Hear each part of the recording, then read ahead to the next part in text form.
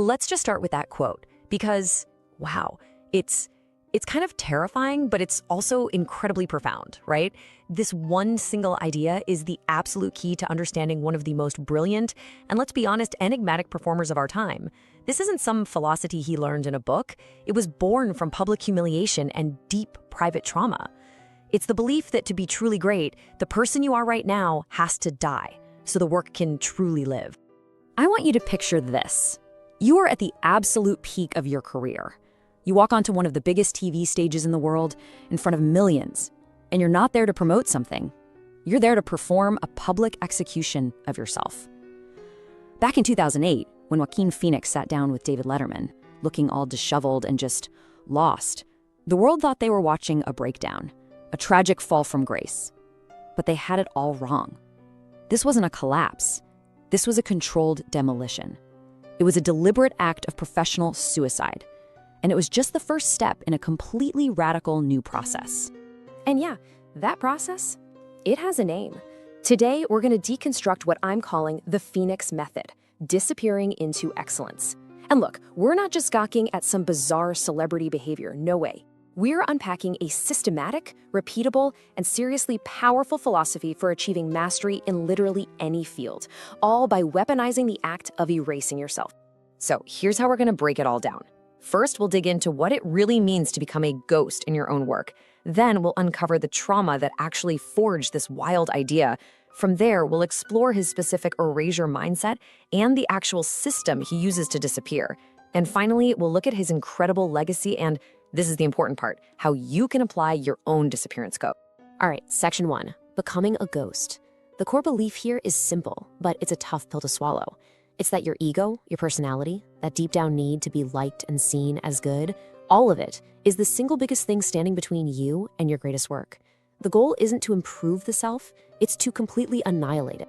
So while all the critics and late-night hosts were writing his career's obituary after that Letterman interview, Phoenix was playing an entirely different game. He was deep into a year-long experiment in total immersion for his film I'm Still Here. He wasn't losing his mind. He was proving a point with every ounce of his being, that the art was more important than his celebrity, more important than his reputation, and maybe, just maybe, more important than his own life. And that gets us to the core definition of the Phoenix method. See, it's not about being a famous person who acts. It's about systematically emptying yourself out, becoming a totally hollow vessel so that the character or the idea or the work itself can just rush in and take over. Because when you are gone, what's left behind is pure, undeniable truth. The authority isn't in your name, it's in the work. Now, a philosophy this extreme doesn't just pop up out of nowhere, right? I mean, it's not born from comfort or a string of successes. It has to be forged in fire. So that begs the question, what kind of life creates a mindset where blowing up your own identity is seen as the ultimate tool for creation? And that brings us right to our second section, forged in trauma. To really get the Phoenix method, you have to understand the incredible instability and pain of his early life. His entire way of seeing the world was shaped by experiences that would honestly break most people. Just look at this timeline. It's staggering. His first years were spent on the move in the Children of God cult. As a kid, he wasn't playing in a sandbox. He was performing on the streets with his siblings, literally singing for their next meal. He learned from day one that he was an outsider. Then, the tragedy that would define him, the very public death of his brother, River, and the aftermath was somehow even more brutal. The actual 911 call he made as a terrified teenager was sold to the media. His most private moment of grief became public entertainment. So what did he learn from all this pain? Something fascinating. He learned that the world would try to own him, define him, and consume him. So his solution? If he couldn't protect his real self, he'd stop having one. He would create a self, or rather a series of selves that were always shifting, a moving target that you could never pin down. His identity became a fortress because it had no fixed walls. This led to a huge shift. Most of us, we spend our lives trying to get people to like us. Phoenix did the exact opposite. He spent his 20s actively and systematically unlearning that need. He realized that wanting approval is a trap. When you're chasing excellence, your charm and personality, how likable you are, it's not helping. It's just noise. It's a distraction from the only thing that matters, the work. Okay, let's move on to section 3 and see how this all hardens into an actual framework, the erasure mindset. This is where all that raw emotion from his past gets refined into a set of rules for how to create something real. This became his new compass, his North Star. And it's a simple, brutal rule. If you feel comfortable, if you feel safe, if you think you know what you're doing, you're failing. For him, true creation, true discovery only happens when you're at the absolute edge of your own fear. Terror isn't something to run from. It's a signpost telling you you're going in the right direction. The first pillar of this mindset is radical vulnerability. Now think about that for a second. Every time you try to present a polished, perfect version of yourself or what you're doing, you're basically lying. You're hiding the messy, uncomfortable truth underneath. This philosophy demands that you just reject that impulse completely. It's about putting raw honesty above everything else. It is anti-technique, it is anti-comfort. The second pillar is psychological displacement. Okay, so most actors try to figure a character out and then, put on the costume.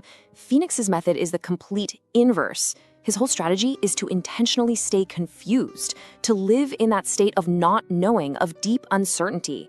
He just waits in that uncomfortable void until the character itself shows up and tells him who it is. He doesn't force himself onto the role, he lets the role force him out. And all of this leads to the main event, authentic erasure. This is the disciplined core belief that connects sacrifice directly to quality. The math is simple. The greatness of your work is directly proportional to how much of your own ego, comfort, and identity you're willing to burn as fuel. It's about a willingness to completely lose yourself in the fire of creation. Now, a philosophy is pretty useless without a practice, right? It's just talk. So in section 4, we're going to look at his system for disappearance. This is how he turns these big, abstract ideas into concrete, daily, and often punishing habits. And this isn't just a mood, it's a repeatable system. Step 1, physiological stress testing. He uses extreme physical things like drastic weight loss or total isolation, not just to look the part, but to force his body to feel the character's reality in his bones. Step 2, controlled volatility. He makes sure his reactions on set can never be stale or practiced. They have to be raw in the moment. Step 3 is anti-rehearsal. He actively avoids locking things down. He'd rather track what's happening organically than try to recreate something he practiced. And finally, step 4, the vessel model. He refuses to watch his past performances so he can't lean on old tricks. He forces himself to start from absolute zero every single time. And when you put it side by side like this, the difference is it's night and day. Traditional acting values what's rehearsed, polished, and safe. It's about building on your past success and, this is key, protecting the actor. The Phoenix method is the exact opposite. It values what's raw and unpredictable. It demands you erase your own foundations, and it actively threatens your sanity in the pursuit of a deeper truth. And this quote just captures his motivation perfectly. The goal of this whole insane system isn't external validation. It's not about winning an Oscar or getting a 5-star review. The goal is internal. He's searching for that vanishing point, that mystical moment where Joaquin Phoenix completely ceases to exist and only the character is left. So the big question is, does this punishing, insane system actually work? Let's jump to section 5, the master's legacy, and look at the undeniable results of this absolute commitment. What does all that sacrifice actually get you? Well, let's start with the cost for his role as the Joker. 52 pounds. A stark, simple number that shows you his level of commitment. This isn't just acting, it's a complete physiological transformation. And the result of that sacrifice? One Academy Award for Best Actor. That's not just a trophy, it is the industry's highest possible validation. It's proof that his dangerous method produced one of the most unforgettable performances of the decade. The line between the sacrifice and the result couldn't be clearer. But his legacy is so much bigger than one award. What he ultimately proved was that the whole myth that you have to be marketable to be a star is just, a myth.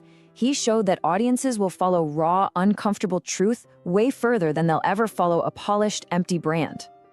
And that brings us to our final and maybe the most important section, your disappearance code. Because this whole story isn't really just about a famous actor. It's a blueprint. It's a set of ideas that we can apply to our own work, our own crafts, our own lives. Here's the big takeaway from his entire journey. Real power, it isn't found in managing your reputation or building a personal brand. It's found the second you let all of that go. It is tied directly to your ability to stop caring what other people think and to start with an almost ferocious intensity, committing to the work itself. So I want to leave you with a challenge, a question to ask yourself. Think about your life, your job, your creative work. Find one area where you are performing, where you're just faking it to be liked or to get approval. And then ask yourself this: what would happen if I just stopped? What would happen if I committed so deeply to the thing itself that I completely forgot anyone was even watching? The takeaway is a 3-part code. It's an invitation to raise your level of immersion in whatever it is you do. It's about making the choice to stop being a victim of other people's opinions.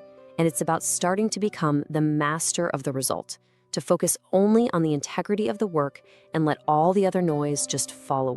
Because in the end, what this entire journey teaches us is that the self we show the world is really just a temporary mask. True, lasting greatness is found on the other side of that mask. Your disappearance, that's the code.